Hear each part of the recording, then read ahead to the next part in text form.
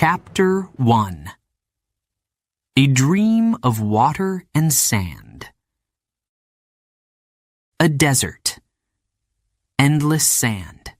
A burning sun. For centuries, traders, merchants, and rulers had a dream, a passage through the land, a way to connect two great seas, the Mediterranean and the Red Sea, a shortcut between Europe, Africa, and Asia. A road of water. Without it, ships had to sail around Africa. A dangerous, long journey. Months at sea, storms, pirates, disease, so much risk, so much time wasted. But what if there was another way? Some believed it was impossible. Others dared to try. Thousands of years ago, the ancient Egyptians had an idea. Could they dig a canal through the desert? They tried. They failed. The sands swallowed their work. Time moved on. Later, a powerful ruler, Pharaoh Necho II, tried again. He forced thousands of men to dig. They worked under the cruel sun, their hands raw, their backs aching. Many died, but the canal was not finished. Then came the Persians, then the Romans, each one looking at the land, each one trying to build. But again, failure. The desert was too strong. The dream faded. Centuries passed. Empires rose and fell. The world changed. Ships grew bigger. Trade became more important. The need for a canal remained. But who would dare to build it? And then, in the 19th century, one man stepped forward. A Frenchman, a dreamer. A man who would not take no for an answer. His name? Ferdinand de Lesseps. He was not an engineer.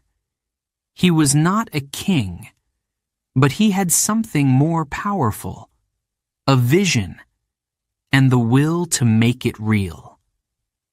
He had seen Egypt before. He knew its power, its beauty, and he knew its secret. A canal could be built, not by following the old ways, not by using the past, but by creating the future. The year was 1854.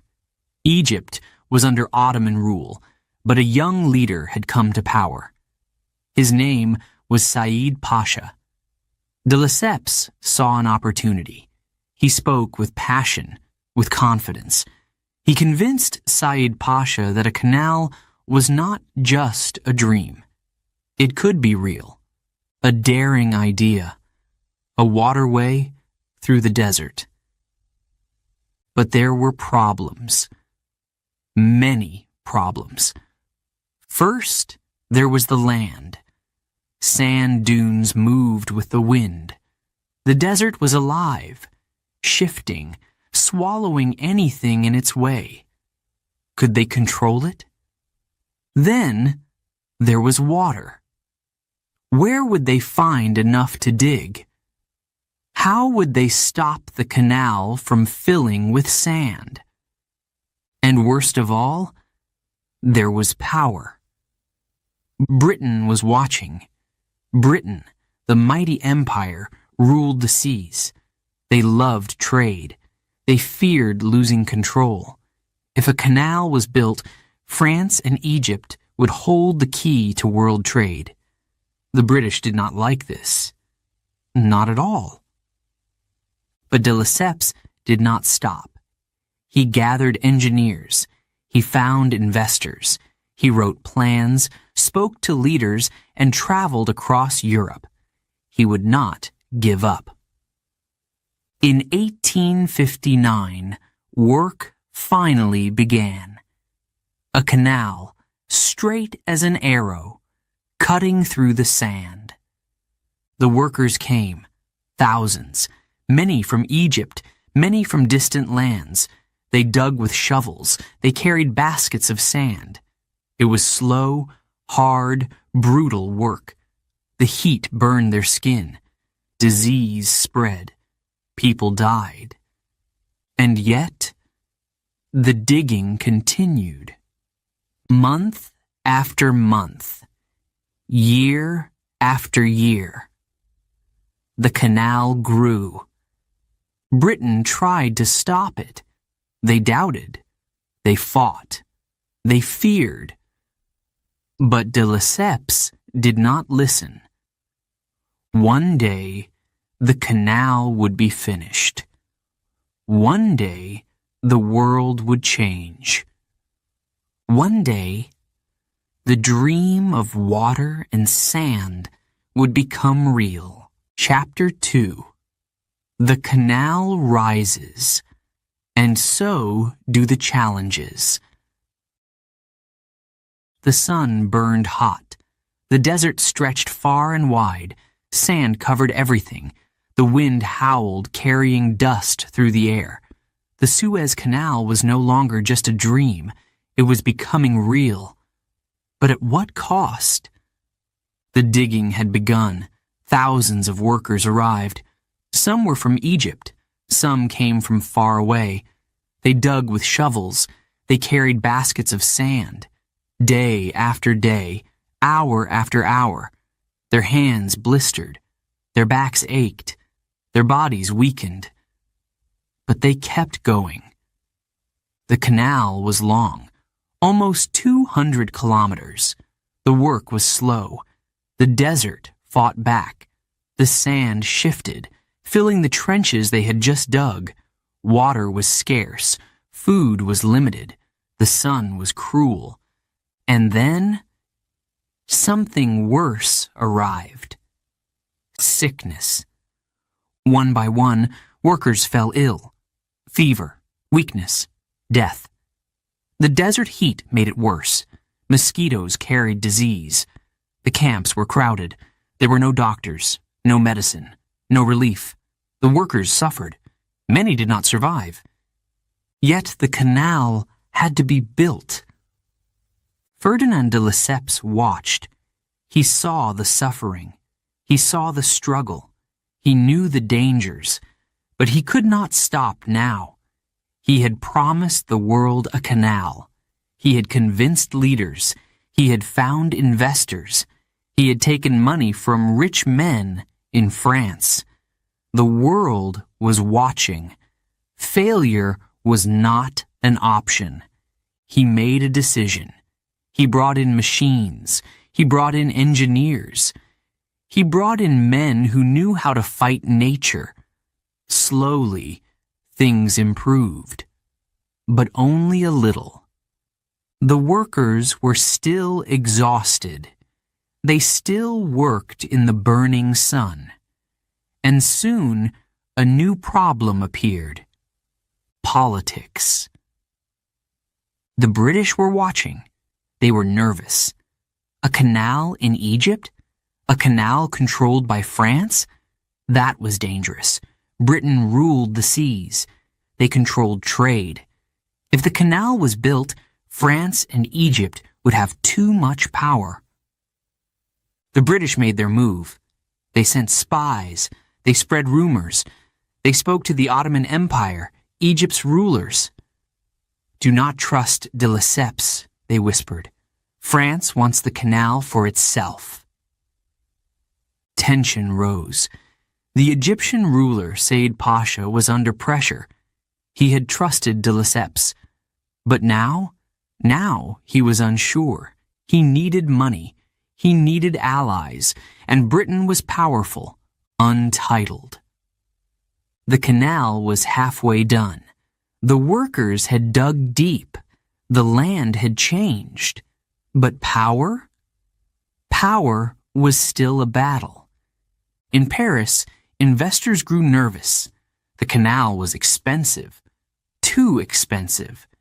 Would it ever be finished? Some said yes. Some said no. They wanted results.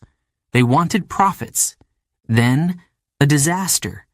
Said Pasha, the Egyptian leader, died. His nephew, Ismail Pasha, took control, and he had different ideas. He did not want the French to have too much power. He wanted the canal to belong to Egypt. De Lesseps was in trouble. He had lost his strongest ally. The British saw their chance. They whispered again. "Sell the canal," they told Ismail. "Give us control. France cannot be trusted." Ismail listened. He needed money. Egypt was in debt. The canal was costly. The British were rich. And so, a deal was made. The British bought shares. The British gained power. The canal was still unfinished. But control? It was already slipping away. De Lesseps refused to give up. He worked harder. He spoke louder. He promised success. He pushed forward. The workers continued. The sand kept shifting. The sun kept burning. And then, at last, water. For the first time, water flowed through the canal. The dream was almost real. The desert had been conquered. But one question remained. Who would own the canal when it was done? Chapter 3. A Passage to Power. The canal was complete. The desert had been conquered. The waters of the Mediterranean and the Red Sea met at last. A straight line through the sand. A passage that changed everything. November 17th, 1869. The grand opening. Flags waved, music played. Leaders from around the world arrived to witness history. A long line of ships stood ready, their captains eager. For the first time, they would sail through Egypt, not around Africa. The first ship moved forward, then the next. One by one, they passed through the canal. The journey that once took months, now took days. The world would never be the same. Ferdinand de Lesseps stood tall. He had done it. He had turned a dream into reality. He had battled the desert, the skeptics, the powerful empires that wanted him to fail. But here it was, a waterway unlike any other. The people of Egypt watched with pride. They had built this canal. They had dug with their hands under the burning sun through sickness and hardship. This was their land, their passage, their future. But was it truly theirs? Not everyone was celebrating. The British watched closely. They saw the power of the canal. They saw its value, and they saw its danger. Trade was changing. The old routes around Africa were becoming useless. The new passage was faster, cheaper, more efficient. Europe depended on it. Ships from India, from Asia, from Africa, all passed through this narrow strip of water. Control the canal, and you control world trade. Britain was not ready to let that power slip away. At first, they moved slowly. They sent merchants, investors, advisors. They placed their people in key positions. They smiled at Egypt's rulers. They offered friendship. Then they tightened their grip. The debts of Egypt grew. Ismail Pasha, the Egyptian ruler, had borrowed too much. He had spent too much. He needed money, and Britain had plenty of it. One day, a decision was made. Untitled. Ismail Pasha sold Egypt's shares of the canal. Who bought them? Britain. Overnight, Britain became the largest shareholder. De Lesseps was shocked. He had built the canal for all nations, for peace and progress.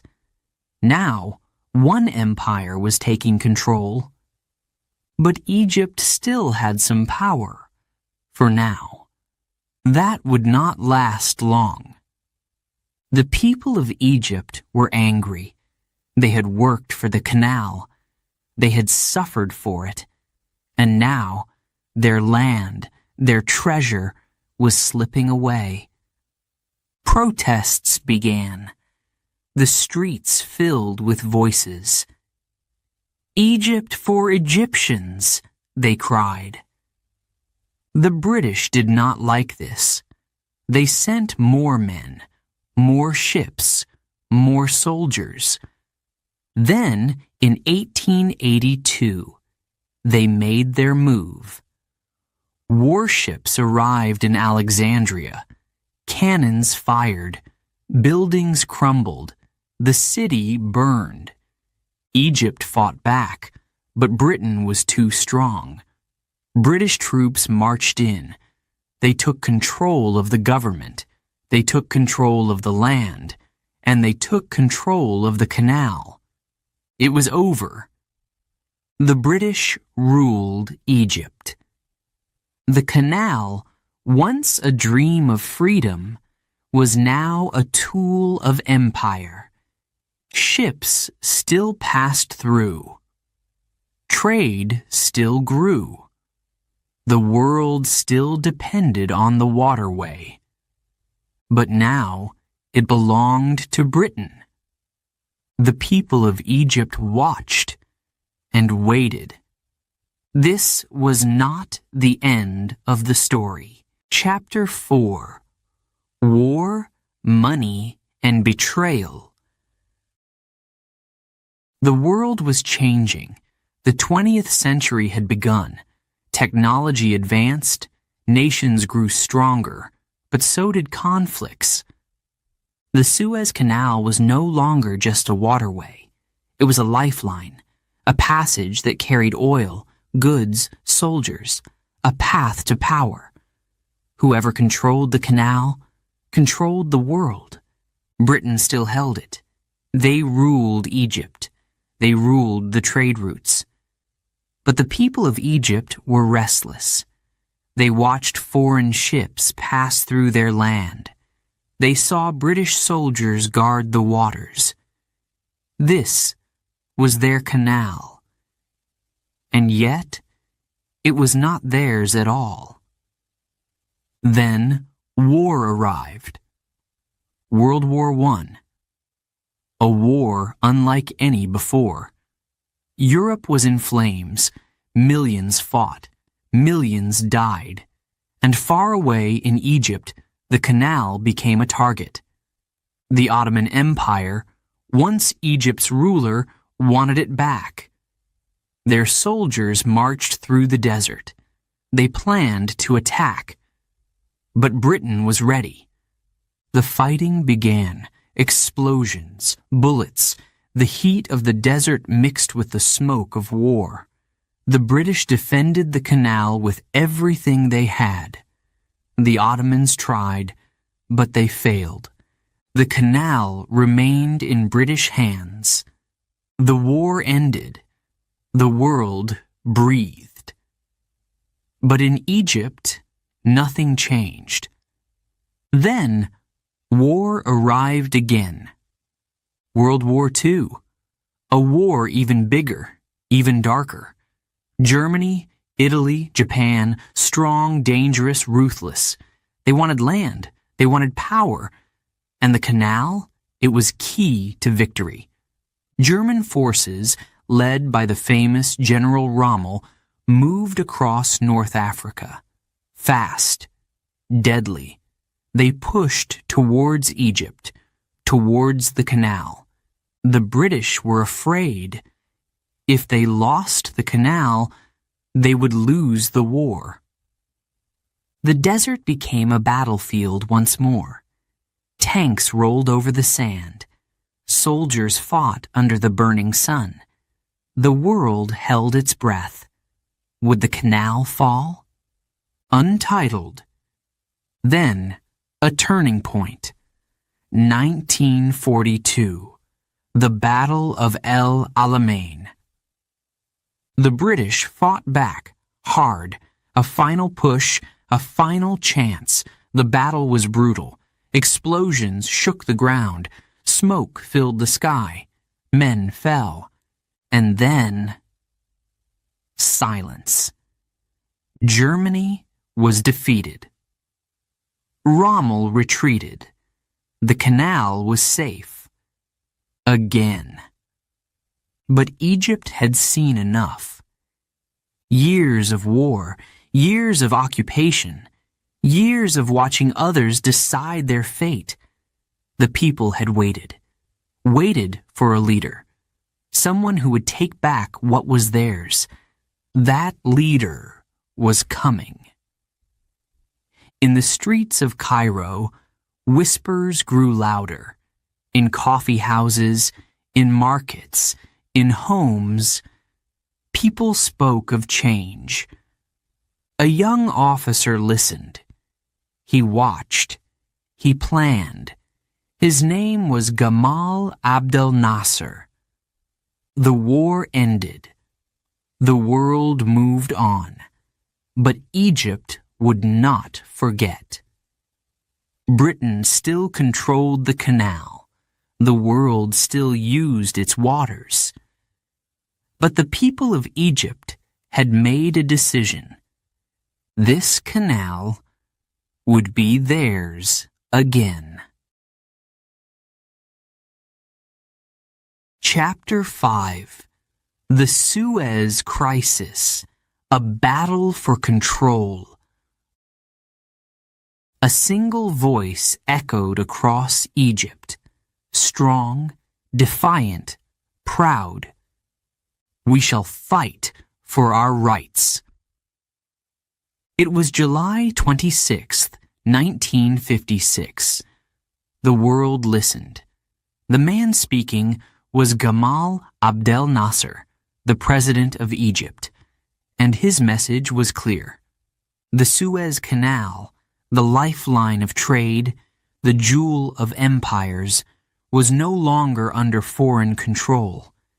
It belonged to Egypt. The crowd erupted. Cheers, shouts, fists in the air. The people had waited for this moment. Their leader had done what no one before him had dared. He had taken back their canal. But far away, in London, in Paris, and in Tel Aviv, there was anger. Britain, France, Israel, 3 powerful nations, 3 governments that had just lost something precious. The British had ruled the canal for decades. They saw it as theirs. The French had helped build it. They felt betrayed. And Israel? Israel feared its enemies. The canal was a road for weapons, for war, for danger. Nasser had made his move. Now they would make theirs. In secret, the 3 nations met. They spoke in whispers. They planned in shadows. A war was coming. Untitled. It began on October 29th, 1956. Israeli tanks rolled into Sinai, the desert between Egypt and Israel. Their planes roared overhead. Their soldiers moved fast. Egypt fought back, but the attack was swift, powerful.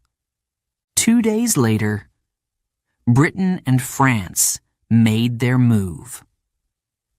Under the excuse of protecting the canal, they sent an ultimatum. Egypt must stop fighting. Nasser refused. He would not back down. And so, the bombs fell. British and French warplanes attacked Egyptian cities, Alexandria, Cairo, Port Said. Explosions filled the night. Buildings crumbled. Fire lit the sky. The canal, the great waterway, was now a battlefield. The world watched in shock. This was not just a war over land. It was a war over power. And two giants were watching. The United States and the Soviet Union, rivals in the Cold War. Each had their own plans. Each had their own fears. And neither wanted Britain and France to control the canal again. Then, a warning. A voice from Moscow. If you do not stop, we will act. A threat. A dangerous one. The Soviet Union, led by Nikita Khrushchev, hinted at war, even nuclear war. The world held its breath. Then, another voice. This time, from Washington. Enough. The United States had spoken. President Eisenhower was furious. He saw the truth. This was not about peace. This was about empire. He demanded the attacks stop. He threatened economic punishment. He put pressure on Britain, on France, on Israel. And it worked. On November 6th, 1956, the fighting stopped. The British and French pulled back. The Israelis withdrew. The invasion had failed. Nasser had won. Egyptian soldiers stood by the canal. The people cheered once more. The canal was not just water. It was independence. It was freedom. It was theirs. The Suez crisis had ended, but the world had changed. Britain and France weakened. Their age of empire was fading. The United States and the Soviet Union, stronger. Their Cold War now shaped the world. And Egypt had risen. Chapter 6, A Lifeline for the World. The canal was Egypt's once again.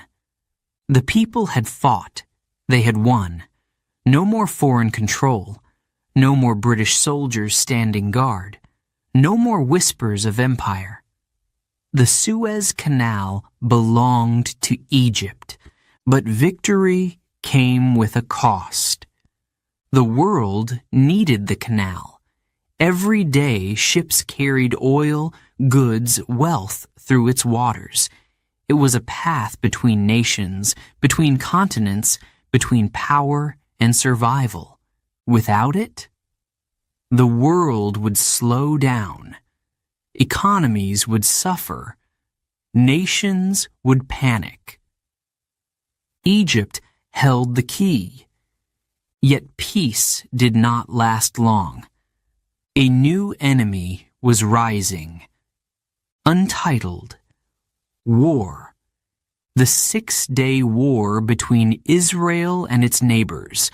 Bombs, tanks, soldiers, the Middle East in flames. The canal became a front line. Egypt fought to keep control. But Israel's forces were strong. They pushed forward, taking the Sinai Peninsula. The canal was now a border between enemies. Egypt had no choice. President Nasser gave the order. Block the canal. Ships were trapped inside. Stuck. Waiting. Unable to move. For 8 years, the canal remained closed. Trade stopped. Goods could not pass. The world searched for other routes, but nothing compared to Suez. Egypt suffered. The economy struggled. Cities by the canal fell silent. The waterway, once filled with life, was now a battlefield of the past. Then, in 1973, war again. The Yom Kippur War. Egypt attacked, crossing the Canal.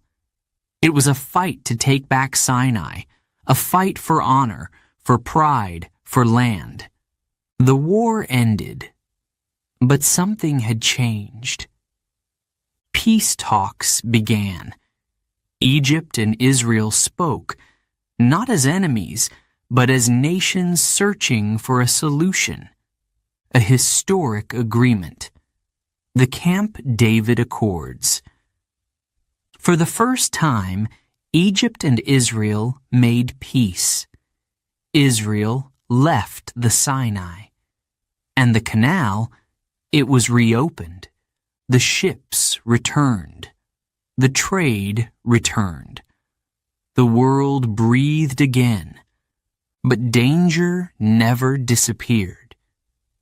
The 1980s, the 1990s, terrorist attacks, political instability.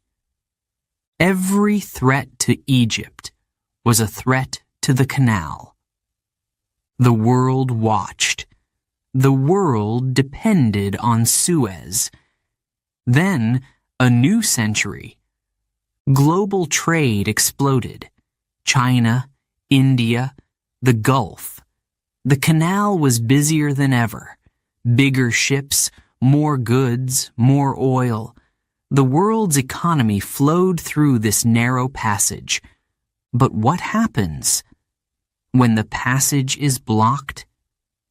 March 2021. A single ship. The Ever Given. A mistake. A miscalculation. A strong wind. And suddenly, the world stopped. A massive ship stuck in the canal. Sideways. Unmoving. Every minute, millions of dollars lost. Every hour, ships lined up, waiting. Every day, world leaders panicked. Egypt rushed to fix it. Machines, engineers, diggers. The whole world watched. Then, after 6 days, movement. The Ever Given was freed. Trade continued. The crisis was over, but it was a warning. The Suez Canal is not just water. It is power. It is control. Egypt holds it. The world needs it. And in a world full of change, one thing remains true. Whoever controls the Suez Canal controls the future. Chapter 7. Blockades, attacks, and the canal's darkest days. The ships stopped. The waterway went silent. The Suez Canal, once alive with movement, was now a graveyard. Empty. Blocked. Forgotten. The year was 1967. War had come again. The 6-Day War. Egypt and Israel. 2 nations. 1 conflict. The battles raged across the desert, across the skies, across the sea. And then, the canal became a border. A line between enemies. No ship could pass. Egypt made a decision. Seal it. Block it. Defend it. Inside the canal, 14 ships were trapped, their engines off, their crews stranded. They called it the Yellow Fleet, named after the desert dust that covered them. Days passed, then weeks, then months. The war ended, but the canal did not reopen. It was too dangerous. The waters were filled with mines hidden beneath the surface. Along the banks, soldiers watched, ready, waiting. The world felt the loss. Without the canal, ships had to travel around Africa. Thousands of kilometers extra. More time, more fuel, more cost. Trade slowed. Businesses suffered. Economies weakened. And Egypt? Egypt was trapped. The canal was a lifeline, bringing money, power, and influence. But now it brought nothing. Untitled. Years passed. 1968, 1969, 1970. The canal remained closed. Egypt struggled. The people waited. They had fought for their land, but now their prize was useless. Then, in 1973, war came again. The Yom Kippur War. Egypt attacked. A surprise assault. Across the canal, soldiers stormed Israeli defenses. A bold move. A desperate fight. For a moment, it seemed Egypt would win. But the war was brutal. The losses were heavy. The fighting ended in a stalemate.